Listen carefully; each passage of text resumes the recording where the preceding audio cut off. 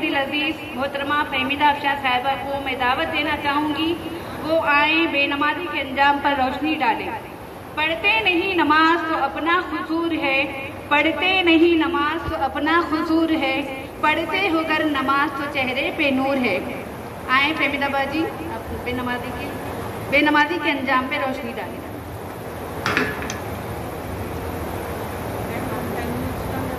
کی رونق کعبے کا منظر، اللہ اکبر اللہ اکبر اللہ اکبر اللہ اکبر۔ حیرت سے خود کو کبھی دیکھتی ہوں اور دیکھتی ہوں کبھی میں حرم کو، لایا کہاں مجھ کو میرا مقدر، لایا کہاں مجھ کو میرا مقدر۔ اللہ اکبر اللہ اکبر اللہ اکبر اللہ اکبر۔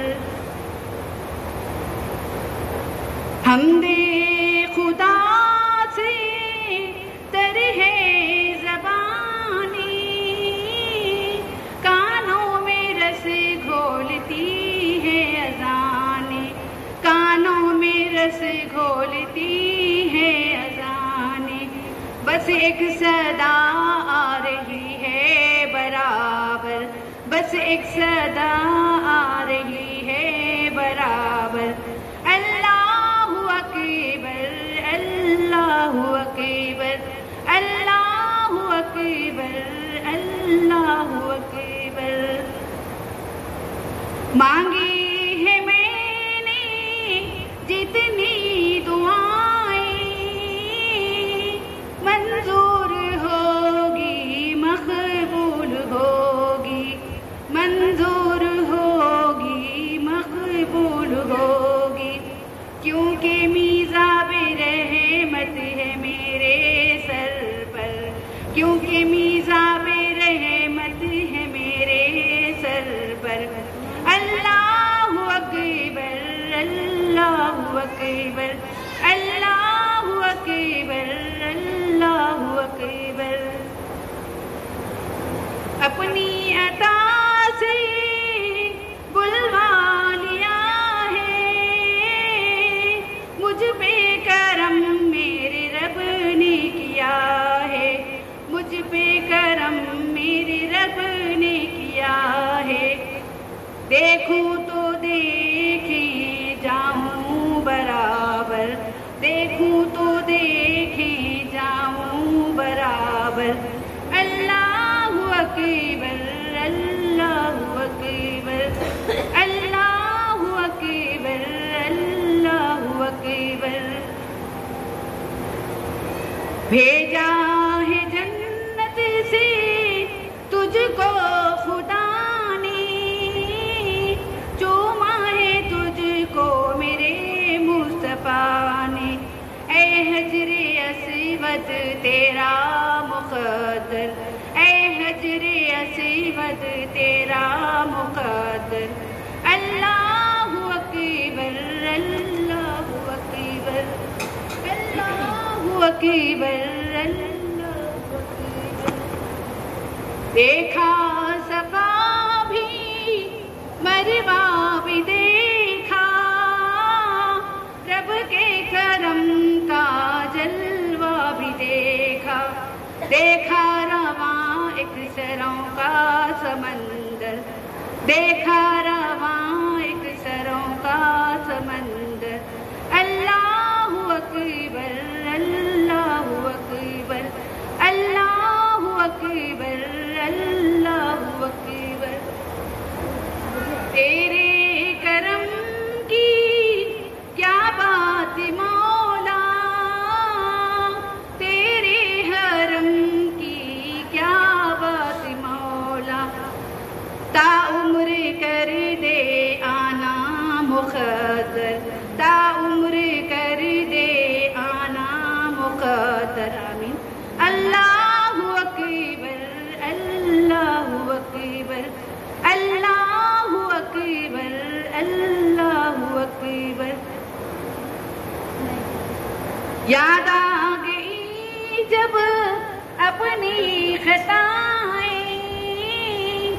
اشکوں میں ڈھلنے لگی التجائیں، رویا غلاف کعبہ پکڑے کر، رویا غلاف کعبہ پکڑے کر، اللہ اکبر اللہ اکبر اللہ اکبر اللہ اکبر۔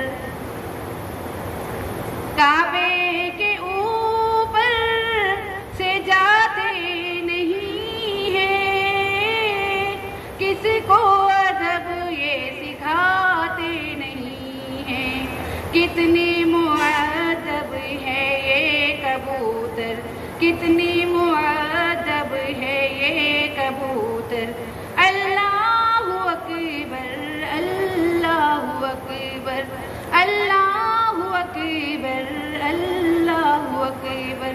کعبے کی رونق کعبے کا منظر، کعبے کی رونق کعبے کا منظر، اللہ اکبر اللہ اکبر۔ اللہ حافظ۔ نستعين ونستغفر ونؤمن به ونتوكل ونعوذ به من شرورنا ومن سيئات أعمالنا، من يهد الله فلا مضل له ومن يضلل فلا هادي له، وأشهد أن لا إله إلا الله، نشهد أن محمدا عبده ورسوله، أما بعد فإن خير الحديث كتاب الله، وخير الهدي هدي محمد صلى الله عليه وسلم، وشر الأمور محدثاتها، وكل محدثة بدعة، وكل بدعة ضلالة، وكل ضلالة في النار۔ فأعوذ بالله من الشيطان الرجيم، بسم الله الرحمن الرحيم، رب اشرح لي صدري ويسر لي أمري واحلل عقدة من لساني ويفقهوا قولي۔ آپ تمام کا اسلامی طریقے سے استقبال کرتی ہوں۔ السلام علیکم ورحمۃ اللہ وبرکاتہ۔ اللہ تعالیٰ کے ہم تمام پر سلامتیں ہوں، رحمتیں ہوں، برکتیں ہوں، آمین۔ الحمدللہ الحمدللہ رب العالمین، تمام تعریفیں اللہ رب العالمین کے لیے ہے جو ہمارے مالک، خالق اور رازق ہیں، اور انگنت درود و سلام آپ صلی اللہ علیہ وسلم پر جو ہمارے آخری نبی، مرشد ہیں، ہادی ہیں۔ ان کے بعد تا قیامت تک کوئی رسول، کوئی نبی، کوئی نبوت، کوئی رسالت نہیں آنے والے ہیں۔ اللہم صلی علی سیدنا محمد وعلی آلہ واصحابہ وبارک وسلم۔ آج کا جو میرا عنوان ہے غور کرنے والا ہے۔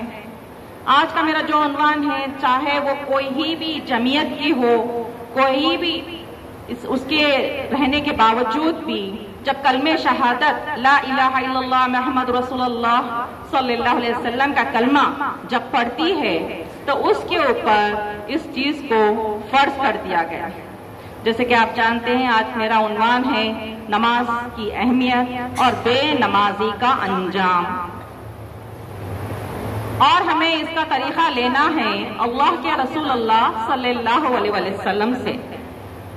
سورہ نحل سورہ نمبر 16 آیت نمبر 78 میں اللہ رب العالمین فرماتے ہیں واللہ اخرجکم من بطون امہاتکم لا تعلمون شیئا وجعل السمع والابصار والافئدۃ لعلکم تشکرون۔ اللہ تعالیٰ فرماتے ہیں اللہ وہی ہے جس نے تمہیں تمہارے ماؤں کے پیٹوں سے نکالا جب تم کچھ نہیں جانتے تھے۔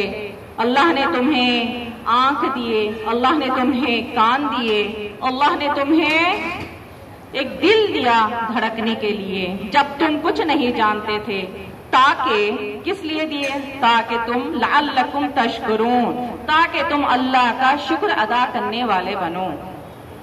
اب یہاں پر غور کرنے والی بات ہے، دنیا کے اعتبار سے اگر ہمیں کوئی چیز اگر کوئی دے دے تو ہم اسے جزاک اللہ خیر، تھینکس، شکریہ کہتے ہیں، لیکن جب اللہ رب العالمین ہمیں ایسی نعمتیں جو نعمتیں ہم نے من مانگے دیے ہیں، غور کریے میری بہنوں، وہ نعمتیں جو اللہ رب العالمین نے بن مانگے جو ہم کو دیے ہیں، ہم نے ہمارے ماؤں کے پیٹوں میں تھا، کیا اللہ سے مانگا تھا کہ ہم مجھے آنکھ دیں، کیا کان دیں، کیا 24 گھنٹے دھڑکنے والا ایک دل دے؟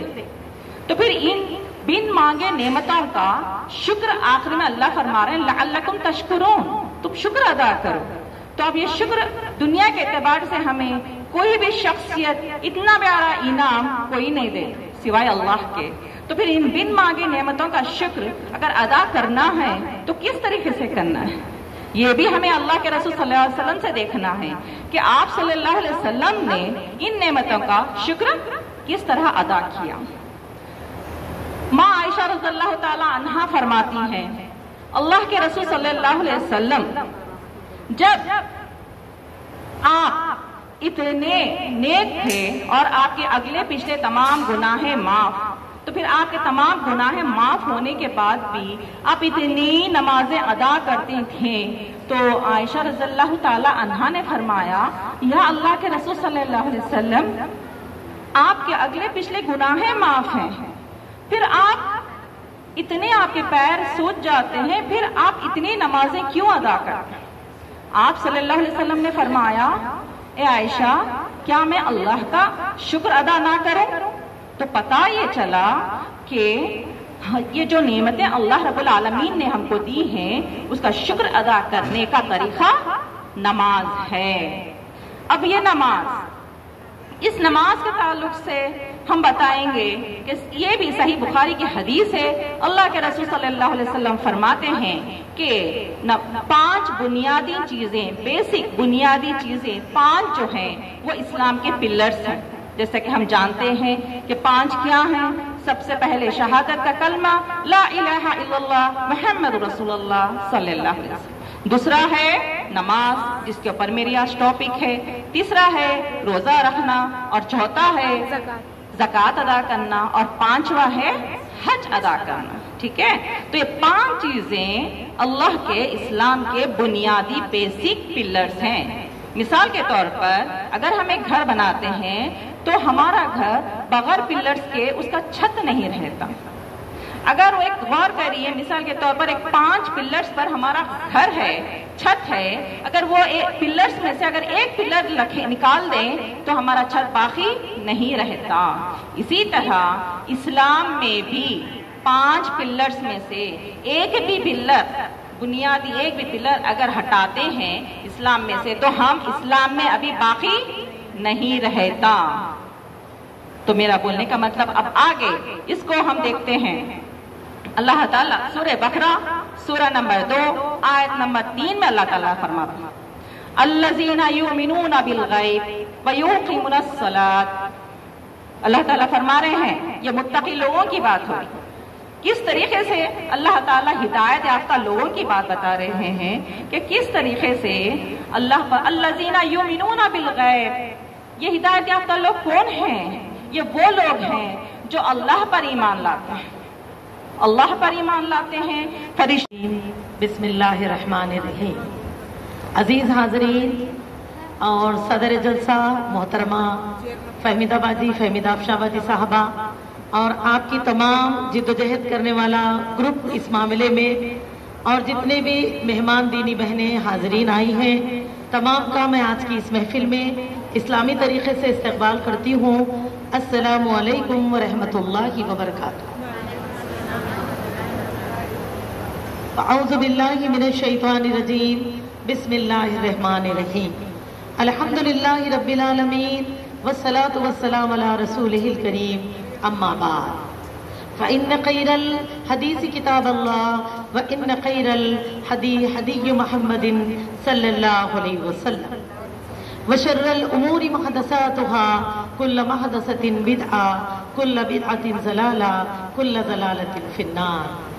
قال الله تعالى في القرآن المجيد سورة الجمعة هو الذي بعث في الأميين